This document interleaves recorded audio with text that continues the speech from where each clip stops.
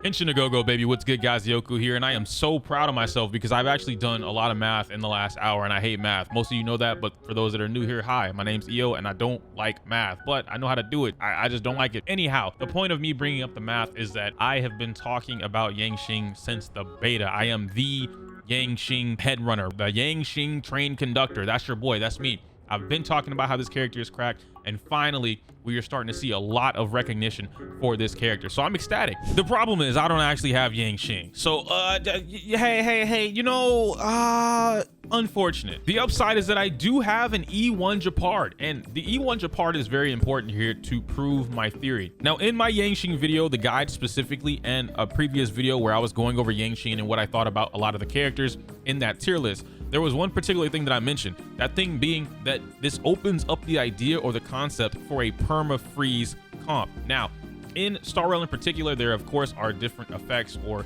things that we can apply, or elements if you will, and they have their effects. You know, you have entanglement, you have imprisonment, you have the freeze, so on and so forth. And I think that freeze is actually one of, if not the strongest element in the game, or the strongest effect that you could apply to an enemy in the game. Why do you think that, EO? Well, simply because of the fact that freeze in every other RPG is easily the top rated, if not the most broken element or broken elemental effect that you could have in any RPG. Let's take Pokemon, for example.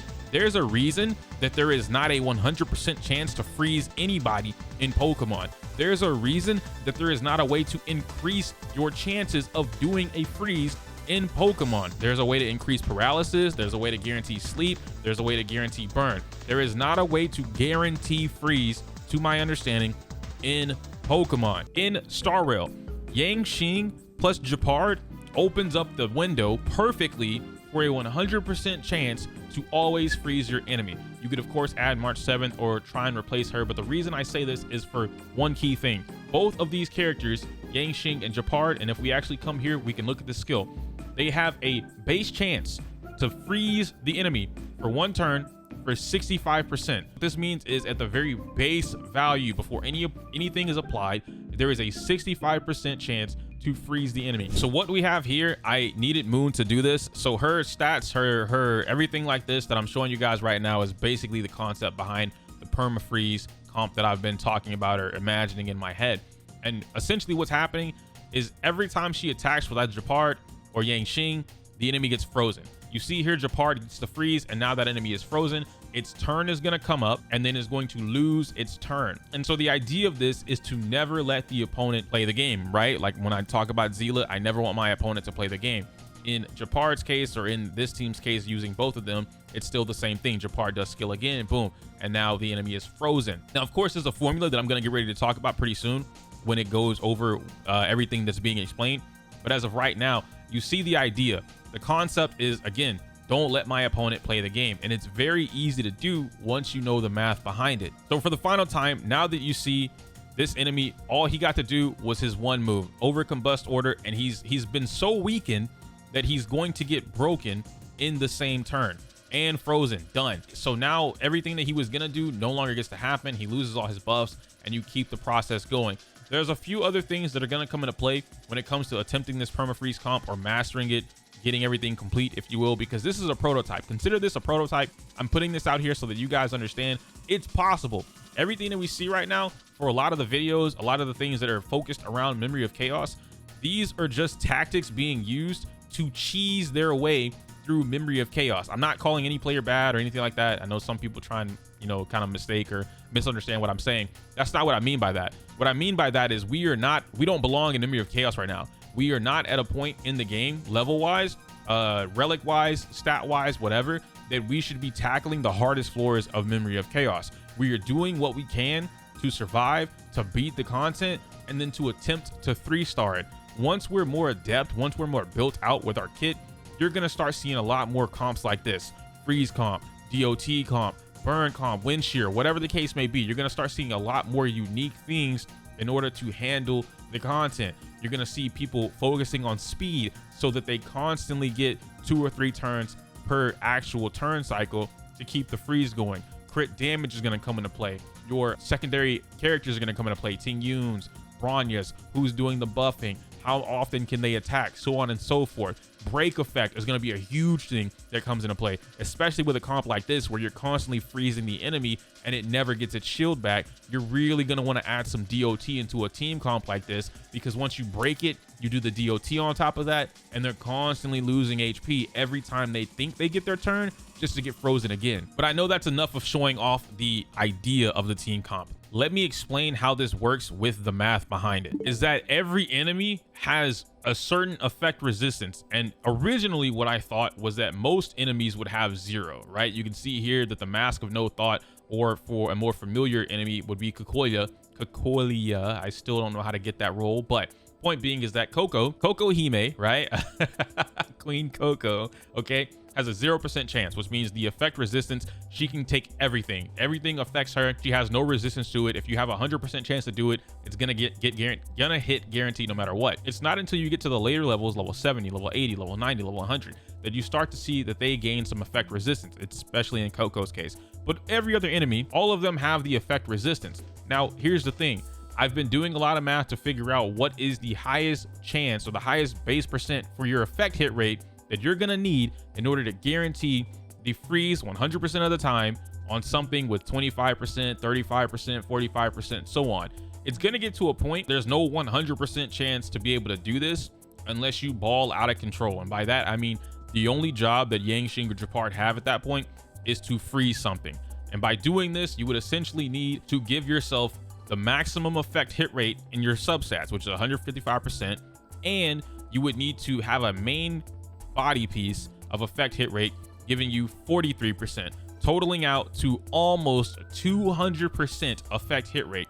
This will essentially counteract what the enemies have for their effect resistance. For those that are looking a little bit more detail, or for a little bit more detail, there is a formula for this that we can read off. The formula is basically going to be the real effect probability, or your real actual probability of doing the freeze, right? Getting the effect itself. This doesn't only apply to freeze, it's any effect, but I'm using freeze because this video is about freeze and Perma-Freeze Comp. You take your base effect, which is in this case the 65%.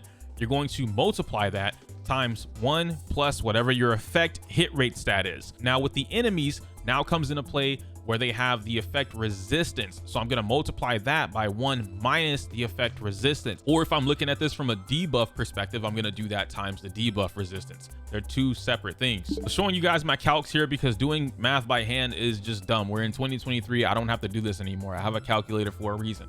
I can show you guys step by step what I'm looking at. So gepard having the 65% base chance to freeze. I'm going to multiply that, right? 65%. The formula is times open parentheses 1 plus whatever number I want. Originally, I was doing take that away, 55%, right? And this would give me 100% if the enemy did not have any resistances. I then learned enemies have resistances. So what I did from there was I took the opportunity to multiply everything by the highest enemy resistance. What does that mean? At level 100, the lowest number that any one enemy can have for their effect resistance is 25%.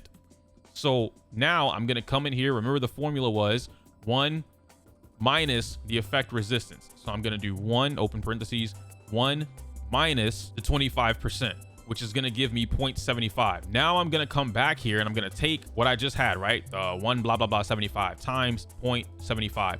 Boom. And I have a 75% chance in order to get the freeze off. It's a coin toss, right? Three out of 4 times, I'm going to get the freeze. I want this to be 100% of the time. So I started fiddling with some numbers. 65% times 1 plus 108% was going to give me 1.352. Then I'm going to multiply that by 1.75. That's going to give me 1.014, which essentially is 101%. This is the lowest that I could think of because it's the whole number, right? 108% is the whole number. Of course, the game has some little bit of decimals in there somewhere, but as a whole number, 108% was the maximum effect hit rate percent that I would need here on my character. If I'm looking at my stats, I need this effect hit rate to be 108%. That's my lowest value that I could use in order to get the Perma-Freeze comp off. Now, what this does for practicality purposes is what I'm going to be showing you guys here. essentially what's happening, of course, you can go higher than 108%, which is totally fine, right? Like there's nothing telling you don't go higher than 108%. If your aim is to hit someone with 35% resistance, then you're going to do the math for that. If you want 45% resistance, then of course you're going to go towards that 200% effect hit rate. But eventually it gets to a point where now you are sacrificing too much. If I use Pridewind's calculator here and I'm looking for whatever, as a Yanqing guy, not having crit damage is a problem. And there's only so much that I could do, right? If I'm building everything else out, I'm going to want certain things stacked up into all of my stats. I can go for attack percent off of my link rope. I could go for break effect, knowing that my ice is going to be doing a significant amount of damage so that I get more of the opportunity or damage off the break. I could go for energy regen for whatever reason if I really needed energy regen, but I'm just going to leave it to break effect. I don't have any crit damage. And if I come in here and I'm looking for the substats, the highest crit damage that I could get is 232% off of substats. Now, obviously, I don't think I'm ever going to get to a point where I get 232% max crit damage and max effect hit rate. I'd have to be really lucky or grinding for years to get some pieces that align with everything like this. And there's no other substat. It's just this. That would be crucial. It'd be great, but it's very hard to do. So this is an unrealistic build, but this is something that you would be looking at in order to maximize whatever it is that you're trying to do on top of the crit rate that you would need, which I think is like 30% or 25%, something like that, to hit everything for Yanqing. At the end of the day, this is all fun for me, right? Theory crafting, looking at different builds, looking at what characters can do, all the fun stuff that they can come up with. This is what I enjoy about Star Rail the most. Coming up with new ideas, new things that I can experiment with, new things that I could tell people or get them to experiment with, try things, so on and so forth. In this particular comp, once again, there are a few different metrics or a few different requirements that need to happen. E1 for your gepard, that gives you basically 100% guaranteed without having any effect hit rate in your actual stats. Then you add into that, and so for gepard is right now the easiest character to attempt a perma-freeze comp with, but he is not fast, and so it kind of makes up for, oh well, he's going to be the last in the turn, so he's going to freeze the enemies before they get to move. But some enemies, most enemies, are actually faster than gepard, which means they're going to get to act before gepard. Now you get into the concept, well, I need someone to freeze somebody before gepard gets his party started. Well, Yanqing is the second closest person being able to do that. And so you get into the whole, like, what's my minimum effect hit rate that I need in order to get this stuff started? Which light cones are going to give me more effect hit rate? Are there characters that buff my effect hit rate? Maybe I want to use light cones that boost my effect hit rate for the party or for this character versus damage. Can I still get the max defense from gepard versus doing anything else? And as you can see here, even with Moon's gepard having the stats that it has, the mediocre relics, and I say mediocre because we're just not in a position to be able to build out perfect relics right now. Having the relics that are just not perfect, you see she's almost got 2,000 in her defense and she still has 54% for the effect hit rate. She's got the light cone, she's got E1 and a base 65% chance with the skill. Gepard is always freezing the enemies. That's basically the 200% that I was mentioning earlier, or at least getting close to it. The game is so fun when you get into the ideas and concepts behind it, but as of right now, there's so many people that are focused on looking at the Memory of Chaos and what they can do to try and win through Memory of Chaos. And I think if we took a little bit of time to slow it down and maybe really look at which comps, which meta, which builds, what can we have the most fun with while still doing the most optimal damage, you would start to see there is a lot more than just the Zila speed runs or trying to force Yanqing to freeze off the 50% chance, the coin flip in the late game. Regardless, I know that was a long-winded video, but you guys have been killing it. I appreciate all the support so much. Thank you guys. If you want to see me streaming this game live and playing the free-to-play account or the content creator account that I have, you can check my Twitch out down below. Link's always there. Otherwise, it's just twitch.tv/Ioku. I don't know how I messed up my own name there. Like the video, comment, subscribe, share with the homies, all that fun stuff. Join the Discord if you want to become part of a bigger community, or at least a growing community. That's a better way to say that. I've rambled enough. I'm going to get out of here. Thank you once again. I can't say my usual outro because it's inappropriate for YouTube. Smell you later.